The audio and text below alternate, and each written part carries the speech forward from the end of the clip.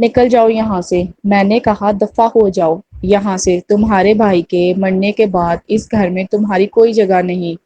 کافی عرصے تک تم جیسی جاہل لڑکی کو سہا ہے میں نے، پر اب اور نہیں۔ پورا محلہ اس کچے مکان کی طرف دیکھ کر 100 طرح کی باتیں کر رہا تھا، پر اس جلاد جیسی عورت کو تو کوئی فکر ہی نہیں تھی، جو بے شرمی سے اپنے کپڑوں اور ردا کی پرواہ کیے بغیر اس معصوم سی خوبصورت لڑکی کو گھر سے نکال رہی تھی، جس کو شاید ہی کسی محلے دار یا غیر مرد نے کبھی دیکھا ہو۔ پر بھابی میں کہاں جاؤں گی؟ میرے پاس کوئی ٹھکانہ نہیں، نہ ہی اتنی تعلیم یافتہ ہوں کہ نوکری کر کے خود کی کفالت کر سکوں۔ خدارا بھابی مجھے گھر سے نہیں نکالیں، میں ماسی یا نوکرانی بن کر رہ لوں گی، سارے کام کروں گی، آپ جو جو کہیں گی، جیسے جیسے کہیں گی۔ رباب روتے ہوئے بلکتے ہوئے رضیہ کے پیر پڑے ہوئے اسے منانے کی کوشش کرتی ہے، لیکن رضیہ اس کے منہ پر دروازہ مار کر اندر چلی جاتی ہے۔ تمام محلے والے بھی پورے تماشے سے لطف اندوز ہو کر اپنے اپنے گھروں میں چلے جاتے ہیں۔ رباب بیچاری غموں کی ماری ہوئی سیاہ چادر میں خود کو لپیٹ کر کئی گھنٹے وہاں بیٹھ کر روتی رہی، سسکتی رہی، پر ہر آنے والا اس کو حیرانی اور ہمدردی سے دیکھتا اور چلا جاتا۔ اتنے میں رباب کی نظر دو تیزی سے آنے والی کتوں پر پڑی ہے، جو بھونکتے ہوئے تیزی سے بھاگ کر رباب کی طرف آ رہے تھے۔ رباب کو کچھ سمجھ ہی نہیں آتا تو وہ تو بس اٹھ کر دیوانہ وار بھاگنے لگی، کسی چیز کی پرواہ کیے بغیر۔ جب تک کتوں کے بھونکنے کی آواز اس کے کانوں میں آتی رہی، رباب تب تک بھاگتی رہی۔ اسے یہ احساس ہی نہیں ہوا کہ وہ کس سنسان علاقے میں آ گئی تھی۔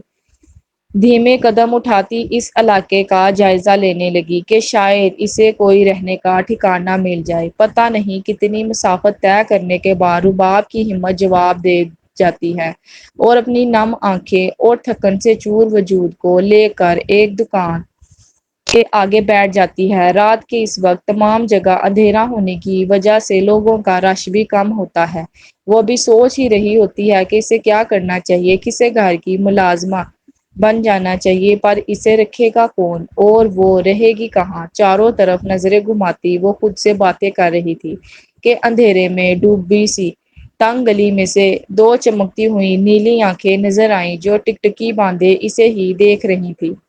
وہ آہستہ آہستہ رباب کے قریب آنے لگتی ہیں۔ رباب ڈر کے مارے چیختے ہوئے بھاگتی ہے اور اسی طرح کی ایک اور گلی کی طرف اپنا رخ کرتی ہے، لیکن وہی نیلی آنکھیں یکدم وہاں بھی پہنچ جاتی ہیں اور رباب کا راستہ روک لیتی ہیں۔ رباب کانپتے وجود کے ساتھ چادر کے کونے سے اپنا چہرہ چھپائے اپنے قدم پیچھے کی طرف لیتی ہے اور موقع دیکھ کر مڑتی ہے تو وہی نیلی آنکھیں پھر سے اس کے سامنے ہوتی ہیں۔ وہ حیران تو اس بات پر ہوتی ہے کہ اس طرح کی چمکتی ہوئی نیلی آنکھیں بھلا کسی انسان کی ہو سکتی ہیں۔ اتنے میں وہ نیلی روشنی آنکھیں اس کے قریب سے قریب تر ہونے کی کوشش کرتی ہے۔ رباب یہ دیکھ کر اپنے قدم پیچھے کی طرف بڑھاتی ہے اور ایک دیوار کے ساتھ جا لگتی ہے۔ اندھیرے میں ڈوبی کالی سیاہی جیسی وہ گلی اور رباب کے سامنے نیلی روشن آنکھیں۔ اس کا دل باہر نکلنے کو تھا، ڈر، خوف اور دکھ ایک ہی وقت میں۔ وہ کئی کیفیات سے گزر رہی تھی۔ یکدم اسے محسوس ہوا کہ سامنے موجود عجیب ہستی نے اپنے دونوں ہاتھ رباب کے ارد گرد دیوار پر رکھ کر اسے قید کر لیا ہے۔ رباب نے سائیڈ سے نکلنے کی کوشش کی، لیکن اس کا جسم ساخت ہو گیا تھا، ہلنے جلنے سے قاصر۔ وہ خود کو وہاں سے نکالنے کے لیے خوب طاقت لگا رہی تھی۔ اتنے میں اسے ایک مردانہ قہقہے کی گونج سنائی دیتی ہے۔ وہ خوف زدہ ہو کر سامنے دیکھتی ہے تو دو آنکھوں کے ساتھ ایک بھیانک قسم کی بتیسی دیکھنے کو ملتی ہے۔ رباب کا خون یہ دیکھ کر خشک ہو جاتا ہے اور وہ خود کو سنبھالنے کے باوجود غش کھا کر گرنے لگتی ہے۔ البتہ سامنے موجود ہستی اس کے دونوں بازو پکڑ کر اسے سنبھال لیتی ہے، لیکن اس اثنا میں اس کی سیاہ چادر گر جاتی ہے۔ سیاہ چادر کے اندر چھپا اس کا سفید اور بھرا بھرا جسم دیکھ کر نیلی آنکھوں میں عجیب انگارے ابل پڑے۔ یکدم حملہ کرتے ہوئے اس نے رباب کے منہ کو زور سے پکڑ کر اوپر کیا۔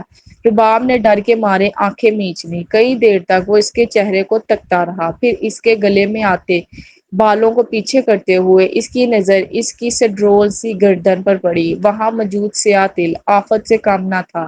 رباب کے جسم سے ابھرتی نسوانی خوشبو اس کے لیے کسی منفرد اور دل فریب خوشبو سے کم نہ تھی۔ وہ رباب کی گردن پر جھک کر اس کی خوشبو کو خود میں سمیٹتا چلا گیا۔ رباب کو اس کے پاس سے ایک عجیب مردانہ خوشبو آ رہی تھی جو اس کے دماغ میں گھس کر اسے عجیب کیفیت میں مبتلا کر رہی تھی جس سے اسے ایک عجیب سی بے چینی ہو رہی تھی۔ ڈر سے اس کا کانپتا وجود اور وہ دل فریب نسوانی خوشبو وہ جن زیادہ بے قابو ہوتا رباب کو ایک بے حد تنگ خسار میں لے کر اپنی غریب سخت کر گیا اور کچھ ہی سیکنڈ بعد غائب ہو گیا۔ رباب بے ہوش ہو کر زمین پر گر پڑی۔ جب اس کی آنکھ کھلی تو اس نے خود کو ایک کمرے میں پایا جہاں کوئی بھی موجود نہیں تھا۔ اتنے میں ایک عورت دھاڑ سے دروازہ کھول کر اندر آتی ہے اور رباب سے پوچھتی ہے کہ کیسی ہو، ہوش آ گیا یا ابھی تک بے ہوشی ہو؟ رباب اس کی طرف حیرانی سے دیکھتی رہتی ہے، اس کو بے بدتمیزی پر چونک جاتی ہے۔ جی جی آپ کون ہیں؟ رباب ڈرتے ڈرتے سامنے کھڑی تیز چٹخلالی لال سرخ ساری پہنے عورت سے پوچھتی ہے جو ایک خاص ادا سے اسے دیکھ رہی ہوتی ہے۔ میں مجھے تم اپنا خیر خواہ سمجھو، تم راستے میں بے ہوش ملی تھی میرے ایک خاص نوکر کو، وہ تمہیں یہاں اٹھا لایا۔ تمہیں اپنا تعارف کروانے کی کوئی ضرورت نہیں ہے کیونکہ اس علاقے میں تم جیسی بے یار و مددگار لڑکیاں ہی آتی ہیں جن کو یہ ظالم معاشرہ ٹھکرا دیتے ہیں۔ ہائے! وہ سر پر ہاتھ رکھے نازک ادا سے کہتی رباب کے قریب آ کر بیٹھ جاتی ہے۔ میں آپ کی بات نہیں سمجھ سکی، کیا کون سا علاقہ؟ اس نیلی آنکھوں والے کو یاد کرتے ہوئے اسے کل کا سارا واقعہ یاد آ جاتا ہے اور وہ اس عورت کی طرف دیکھتے ہوئے معصومیت سے پوچھتی ہے جس کی معصومیت میں وہ ظالم عورت بھی جو کہ اس سے کوٹھے کی مالکن ہوتی ہے کھو جاتی ہے اور انتہائی پیار سے اسے کہتی ہے یہ مشہور اور معروف کوٹھا ہے یعنی طوائف کا ڈیرا۔ تمہارے گھر بار کا پتہ کیا تھا، ہر کسی نے تمہیں اپنا قبول ہی نہیں کیا اور نہ ہی کسی کو تعلق ظاہر کیا۔ پھر تمہیں یتیم خانے لے کر گئے، وہاں ہمیں کہا گیا کہ اس کے بارے میں کچھ بتاؤ، کچھ عطا پتا دو، وہ ہمارے پاس تھا ہی نہیں تو تمہیں یہاں لے آئے۔ رباب جو کبھی گھر سے نہ نکلی تھی، جسے کبھی کسی غیر مرد نے نہیں دیکھا تھا، وہ آج ایک کوٹھے پر بیٹھی تھی اور معصوم ہونے کی وجہ سے اس چلاک عورت کی باتوں میں پھنس چکی تھی اور وہ خاموشی سے یہ کہہ کر اٹھ گئی کہ اسے جائے نماز دی جائے گی۔ وہ چلاک عورت شانوں حیران ہوئی لیکن کندھے اچکاتی ہاں میں سر ہلا کر چلی گئی اور تھوڑی دیر بعد ایک لڑکی کے ہمراہ جائے نماز اس کے حوالے کر دی۔ اے اللہ، اے میرے پاک پروردگار، میں نے ایسا تو نہ سوچا تھا، میں ایک دن یہ طوائفوں کے کوٹھے پر آ بیٹھوں گی اور یہ میرا ٹھکانہ بن جائے گا۔ میں نے تیرے بندوں کے سارے ظلم چپ چاپ سہے اور تجھ سے کبھی شکوہ نہیں کیا، بس یہی کہا کہ میرا رب اچھا وقت ضرور لائے گا۔ میرا یقین تو تجھ پر ہے نہ میرے مولا، پھر کیوں تو نے مجھے یوں اس مشکل وقت میں تنہا کر دیا؟ میں گنہگار سے ہی لیکن پاک دامن ہوں اور آج تیری یہ ظالم دنیا مجھے جسم بیچنے پر مجبور کر رہی ہے۔ اے میرے مولا، شہنشاہوں کے شہنشاہ، مجھے اس گناہ کبیرہ سے بچا لے۔ بھوک، افلاس اور سر پر چھت نہ ہونے کی وجہ سے میں یہ گناہ نہیں کرنا چاہتی، تو کچھ کر میرے مولا، تو ہر شے پہ قادر ہے، کن فیکون کا مالک ہے۔ رباب روتے ہوئے یہ دعا کر رہی ہوتی ہے، بلک بلک کر اپنے رب کے سامنے گڑ گڑا رہی ہوتی ہے، لیکن وہ تنہا نہیں ہوتی بلکہ وہاں ایک اور ہستی بھی موجود ہوتی ہے۔ وہ دعا مانگ کر اٹھی ہے، اتنے میں ایک لڑکی اس کے پاس آتی ہے اور کہتی ہے کہ تم یہ کھانا کھا لو اور سو جاؤ، صبح میڈم اٹھ کر تمہیں سارا کام سمجھا دیں گی۔ تبھی رباب کو محسوس ہوتا ہے کہ جیسے وہ اس کمرے میں تنہا نہیں ہے۔ وہ ایک عجیب ڈر اور خوف کا شکار ہوتے ہوئے پیچھے مڑ کر دیکھتی ہے تو یکدم اس کو ایسی عجیب خوشبو کا احساس ہوتا ہے، ساتھ میں اس چھوٹے سے کمرے میں رکھے بیڈ پر گلاب کے پھول کی پتیاں بکھری ہوئی ہوتی ہیں۔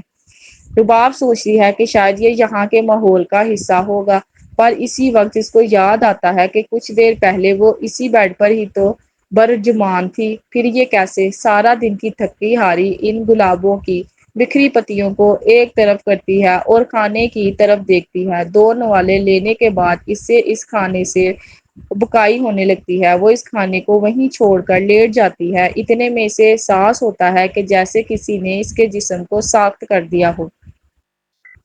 دونوں ہاتھوں کی کلائیوں پر اسے کسی کی گرفت محسوس ہوتی ہے، وہ خود کو آزاد کرنے کی بھرپور کوشش کرتی ہے لیکن ناکام ہو جاتی ہے، خود پر کسی کی آگ ابلتی نظروں کو تصور کرنے لگتی ہے اور اسی وقت پھر سے اسے اپنے گردن کے قریب کسی کی سانسیں محسوس ہوتی ہیں، جیسے کوئی زور زور سے اس کی خوشبو کو اپنے اندر سمیٹ رہا ہو اور ساتھ ہی اسے کسی نوکیلی چیز کی چبھن محسوس ہوتی ہے۔ اس چبھن پر رباب بلک جاتی ہے، لیکن نیلی آنکھوں والا جن زیادہ اس کی خوشبو کو خود میں سمیٹتے ہوئے بے قابو ہو جاتا ہے اور اپنے دانت اس معصوم سی لڑکی کی گردن میں گاڑ دیتا ہے۔ رباب کی ننھی سی سسکی جن زادے کے کانوں میں پڑتی ہے۔ رباب چھوٹے بچوں کی طرح ہاتھ پیر چلانے لگتی ہے، کیونکہ بظاہر اسے وہ نظر نہیں آ رہا ہوتا۔ اس تصدام پر جن زادے کی شدت میں مزید اضافہ ہوتا ہے اور وہ پورے جوش اور ولولے کے ساتھ رباب کے نازک گلابی پنکھڑیوں کی طرف لپکتا ہے اور بنا اسے سر ہلانے کا موقع دیے اس کی سانسوں کو روک دیتا ہے اور خود کو سیراب کرتے ہوئے اسے آزاد کر دیتا ہے۔ رباب اپنی نم آنکھیں کافی دیر تک میچ کر رکھتی ہے، اسے جن زادے کی حرکت سے ایسا محسوس ہوتا ہے جیسے اس نے دھمکی دے کر سمجھایا ہو کہ آئندہ اسے روکنا مت۔ رباب سانسیں بحال کرنے کی کوشش کرتے ہوئے نیند کی آغوش میں چلی جاتی ہے۔ تمہیں شرم نہیں آتی، تم ایک آدم زادی کے عشق میں مبتلا ہو گئے؟ اس محل جیسے کمرے میں ایک مرد کی دھاڑ گونجتی، جس کو سنتے ہی سب سہم گئے تھے سوائے ایک ہستی کے جو بالکل ٹھنڈا سا وجود لیے انتہائی پرسکون انداز میں ایک نرم سی کرسی پر بھرمان تھا۔ اس کا چہرہ ہر ایک تاثر سے خالی تھا۔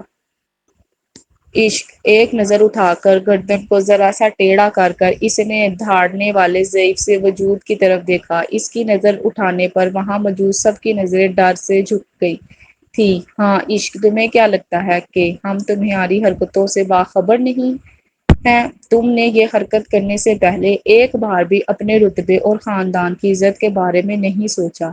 کیا یہاں کی جن زادیاں مر گئی تھیں؟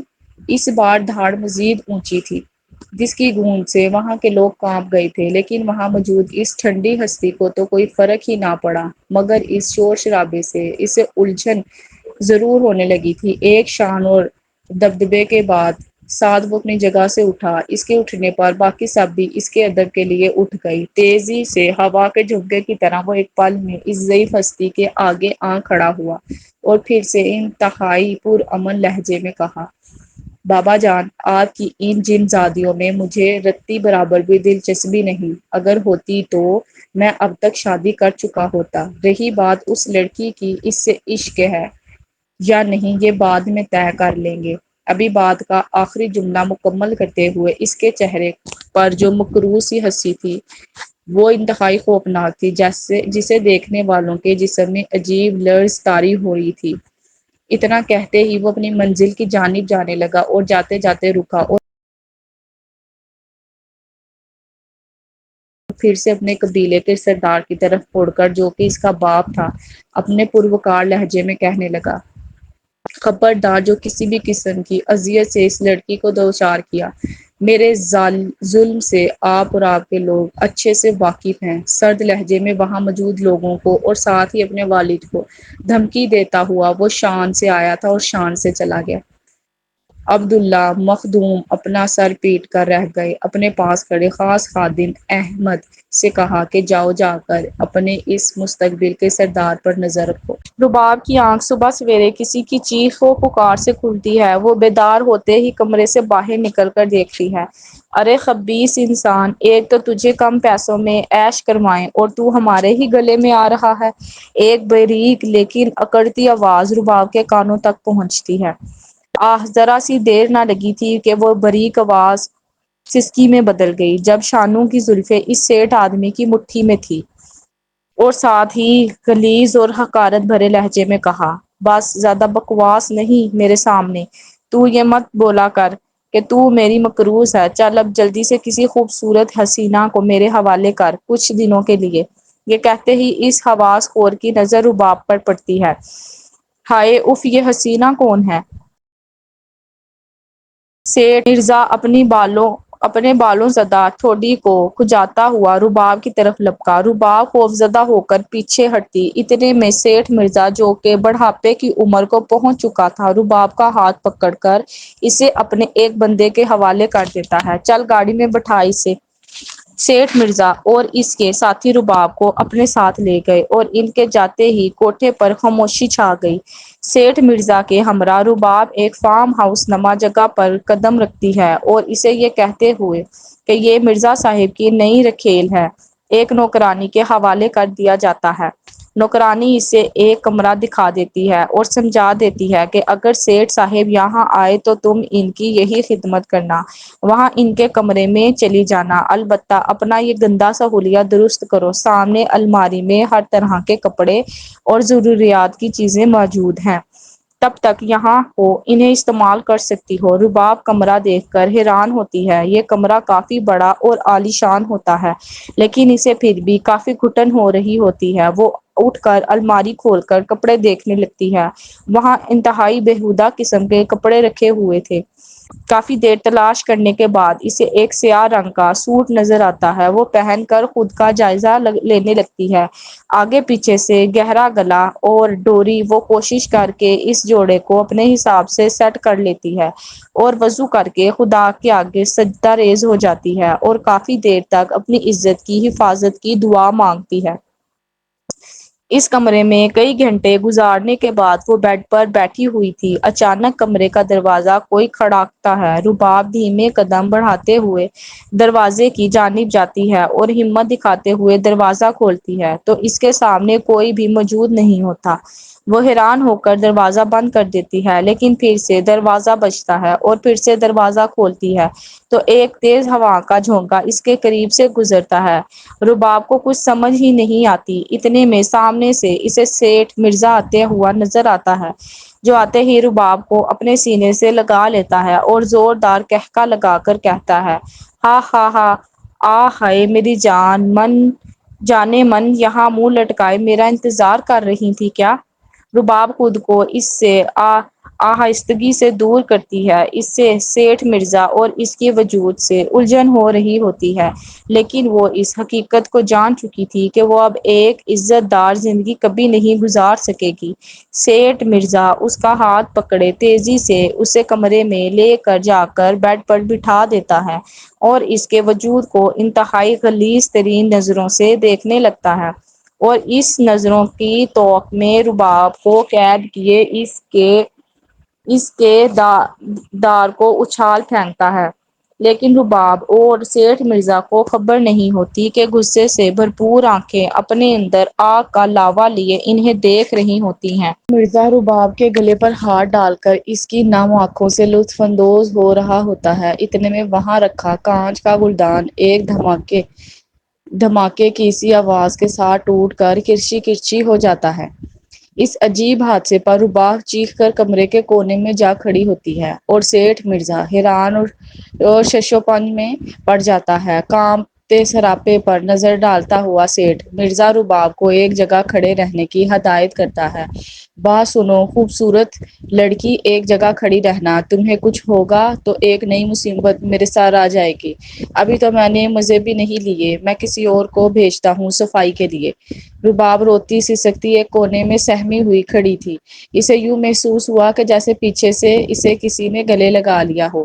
وہ آگے قدم اٹھانے کی ہمت کرتی ہے، لیکن کوئی فائدہ نہیں ہوتا۔ تیزی سے جن زیادہ رباب کو بے دردی سے دیوار کے ساتھ لگا دیتا ہے۔ معصوم سی لڑکی کی پشت اور کمر زور سے دیوار کے ساتھ جا لگتی ہے۔ فضا میں ایک سرد آہ گونجتی ہے۔ جن زیادہ رباب کے دونوں بازو سختی سے بھینج لیتا ہے، اتنی سختی سے کہ رباب کے بے ساختہ آنسو بہنے لگتے ہیں۔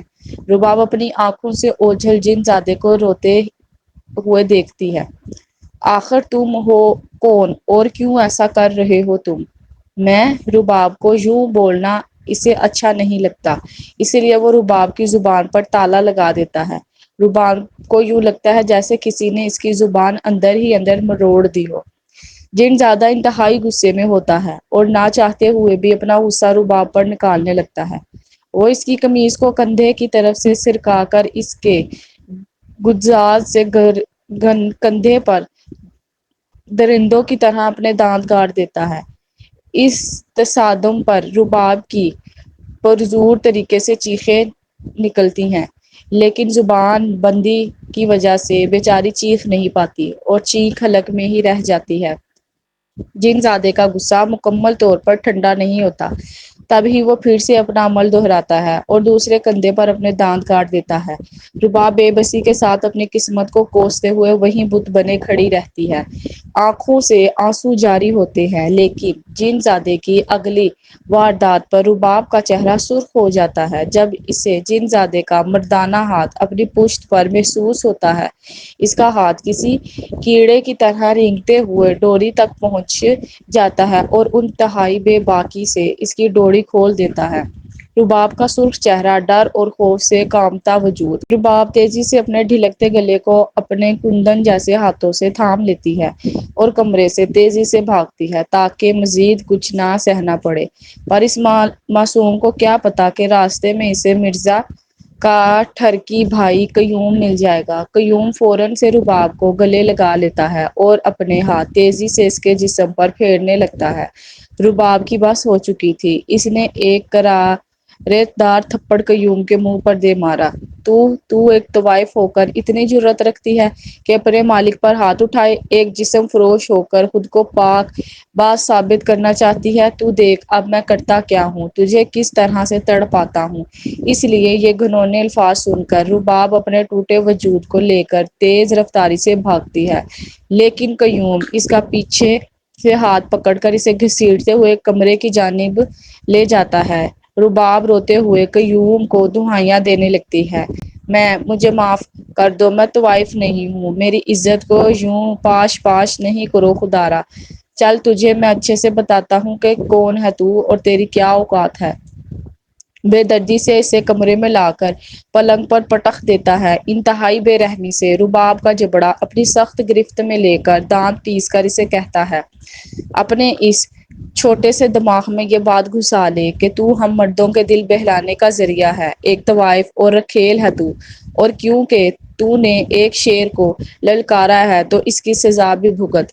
رباب جس کا حلیہ پہلے ہی بگڑا ہوا تھا اور پھر اس کی یہ حرکت، قیوم کا دل تو پہلے ہی للچا رہا تھا، بس اس کو تو موقع مل گیا۔ ذرا دیر نہ کی اس نے اپنی غلیظ حرکتوں کو سر انجام دینے میں۔ البتہ قیوم کو یہ معلوم نہ تھا کہ آج کا دن اس کے لیے کتنا بھیانک ہونے والا تھا، اور نہ ہی اسے یہ معلوم تھا کہ یہ اس کی زندگی کا آخری دن ثابت ہوگا۔ قیوم اپنا بھاری بھرکم وجود لیے رباب پر حاوی ہو جاتا ہے۔ رباب اپنے بچاؤ کے لیے مسلسل ہاتھ پیر چلا رہی ہوتی ہے، لیکن عورت ذات کب تک ایک تگڑے مرد کا مقابلہ کرتی۔ تھکاوٹ سے رباب کی سانسیں پھولنے لگتی ہیں اور ہمت ہارتے ہوئے وہ ڈھیر ہو جاتی ہے اور خود کو دماغی طور پر اس ظلم و زیادتی کے لیے تیار کر لیتی ہے۔ قیوم اس کے دونوں ہاتھوں کو جاہلانہ طریقے سے پکڑ کر اس کی نازک گلابی پنکھڑیوں پر حملہ آور ہوتا ہے۔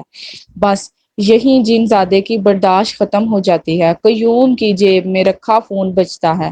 قیوم بیزاری سے فون نکالتا ہے اور دیکھے بغیر فون میز پر رکھ دیتا ہے اور پھر سے رباب کو ہوس بھری نظروں سے دیکھنے لگتا ہے اور انتہائی غلیظ بات بڑی گندی مسکراہٹ کے ساتھ کہتا ہے، صرف ہاتھ پیر دودھ کی طرح چمکتے ہیں، یا اندر کا جسم بھی، ذرا میں دیکھوں تو صحیح۔ یہ کہتے ہی وہ اس کی قمیض پکڑ لیتا ہے۔ اگلا ارادہ بھانپتے ہوئے جن زادہ اس کا موبائل گرا دیتا ہے، جس پر وہ چونک کر قیوم اپنے موبائل کی طرف لپکتا ہے اور اس پر ایک خاص نمبر نظر آ رہا ہوتا ہے۔ قیوم وہ نمبر دیکھتے ہی جلدی سے وہاں سے نکلتا ہے اور جو لوکیشن اسے بتائی جاتی ہے وہاں پہنچ جاتا ہے، پر وہاں تو کوئی بھی نہیں ہوتا۔ جیسے ہی وہ حیران ہو کر پلٹتا ہے، ویسے ہی اس کے سامنے ایک ادھیڑ عمر کا انتہائی پرکش آدمی آ کر کھڑا ہو جاتا ہے، جو اسے دیکھتے ہی مسکراتا ہے اور ہاتھ بڑھا کر قیوم کے جسم کو سن کر کر کے اپنی دو انگلیوں کا استعمال کرتے ہوئے قیوم کی آنکھیں بے رحمی سے نوچ لیتا ہے۔ اس کے ہاتھوں کو بڑی بے دردی سے پھٹی میں کئی دیر تک سیکھتا ہے اور آخر میں اس کے ہونٹوں کو کاٹ دیتا ہے۔ قیوم چاہتے ہوئے بھی چیخ نہیں پاتا اور جن زادے کے قہر بھرے ظلم کا نشانہ بن جاتا ہے اور آخری ظلم پر تاب نہ لاتے ہوئے ڈھیر ہو کر بن پانی کی مچھلی کی طرح تڑپنے لگتا ہے۔ تبھی جن زادہ اس کے پیٹ کو چیر کر اس کے جسم کے ٹوٹے ٹوٹے کر دیتا ہے۔ تب جا کر جن زادے کا غصہ ٹھنڈا ہوتا ہے، اپنے نوکروں کو حکم دیتا ہے کہ اس کی لاش کو ٹھکانے لگاؤ اور اچھے سے سن لو، اسے جو جو ہاتھ لگائے گا موت کے منہ میں جائے گا۔ انتہائی کرخت لہجے میں بولتا ہوا چلا جاتا ہے کیونکہ وہ جانتا تھا کہ اس کے باپ کا خاص خادم احمد وہیں موجود ہوگا۔ آگے قتل کر کے ایک آدم زادے کا اب تمہیں عاشق نہ کہیں تو پھر اور کیا کہیں؟ بولو محمد روحان مخدوم۔ پورے محل کے اس بڑے سے برآمدے میں سناٹا تھا اور اس خاموشی کو قبیلے کے سردار عبداللہ مخدوم نے توڑا تھا، وہ بھی کس کی آمد پر؟ محمد روحان فقیرہ مسکراتا ہے اور بڑے ہی پرکشش سے انداز میں اپنی نیلی آنکھوں کو ایک ادا سے اٹھا کر اپنے والد عبداللہ کو دیکھتا ہے اور مونچھوں کو تاؤ دیتا سردار کی کرسی پر بیٹھ جاتا ہے اور کہتا ہے، بابا جان، اگر آپ کو لگتا ہے کہ مجھے اس سے عشق ہے تو پھر تو آپ جنات کی خصلت سے اچھے سے واقف ہوں گے کہ انہیں جس سے عشق ہو جائے وہ اس سے ہی شادی کرتے ہیں اور اولاد بھی۔ اس سے پہلے وہ مزید کچھ کہتا سردار عبداللہ نے اسے بس کہہ کر ہاتھ کے اشارے سے خاموش کروا دیا۔ وہ اپنی پریشانی اور غصے کا اظہار کرتے ہوئے محمد روحان سے کہا، آپ آدم زادے سے شادی کریں گے؟ آپ کا دماغ تو ٹھیک ہے، آپ اس قبیلے کے ہونے والے سردار ہیں، مستقبل کے سردار ہیں، آپ جانتے ہیں پھر بھی کروڑوں زندگیاں آپ کے اس ایک فیصلے پر منسلک ہیں۔ تو میں نے کب کہا کہ ہم اپنی ذمہ داریاں نہیں سنبھالیں گے؟ محمد روحان نے انتہائی سنجیدہ لیکن پرامن لہجے میں اپنے والد کو اطمینان دلایا، آپ اسے اپنی ذمہ داری کیا خاک سنبھالیں گے؟ یوں قوانین توڑ کر، آدم زادیوں کو مار کر اور رباب آپ کی وہ زوجہ محترمہ بھلا کیسے جنات کے معاملات کو سمجھیں گی؟ بیٹے کی باتیں سننے کے بعد عبداللہ صاحب طیش میں آ گئے تھے اور آخری جملہ دانت چبا کر کہا تھا، تبھی ان کا فریزند ان کے غصے میں مزید اضافہ کرتا ہے۔ ہائے، ذرا پھر سے کہیں، رباب ہماری زوجہ محترمہ۔ روحان نے سینے پر ہاتھ رکھ کر دل کو تھامے ہوئے بڑی بے شرمی سے کہا، لیکن اس کے ساتھ سردار عبداللہ کو سمجھ آ گیا تھا کہ اب محمد روحان پیچھے نہیں ہٹے گا۔ وہ اپنے بیٹے کی فطرت سے واقف تھے، مشکل وقت ان کے سر پر آ چکا تھا اور وہ بے بس کھڑے تھے کیونکہ معاملہ تھا ہی اتنا پوشیدہ اور وہ اپنے بیٹے کو کھونا نہیں چاہتے تھے۔ رباب کمرے میں غنودگی کی حالت میں پڑی ہوئی تھی، بے جان سی گڑیا کی طرح۔ زندگی نے طرح طرح کے ظلم کیے اور اب عزت بھی نہ رہی۔ اس اپنے لیے طوائف اور رکھیل جیسے لفظ سن کر وہ جس کرب سے گزر رہی تھی اندازہ لگانا مشکل تھا۔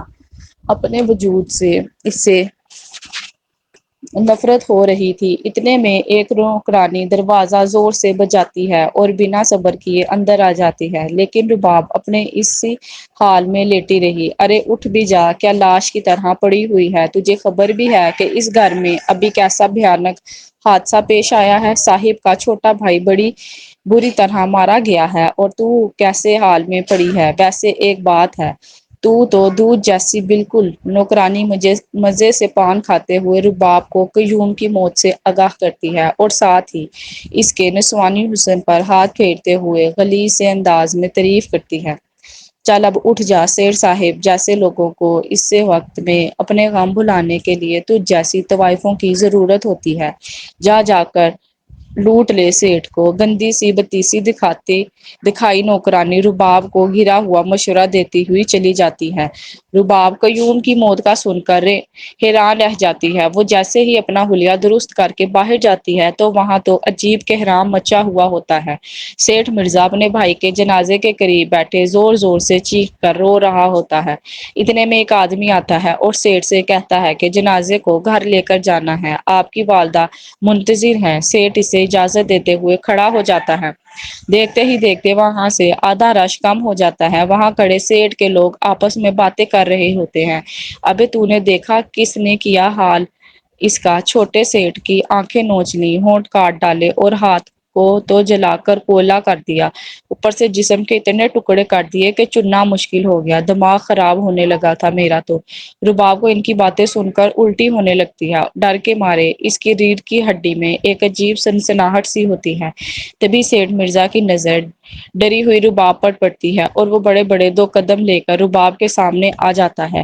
یہ دیکھتے ہی نوکرانی فوراً سے اسے آ کر سیٹھ سے کہتی ہے کہ اگر وہ حکم کرے تو اس ناچیز کو واپس کوٹھے بھیج دے۔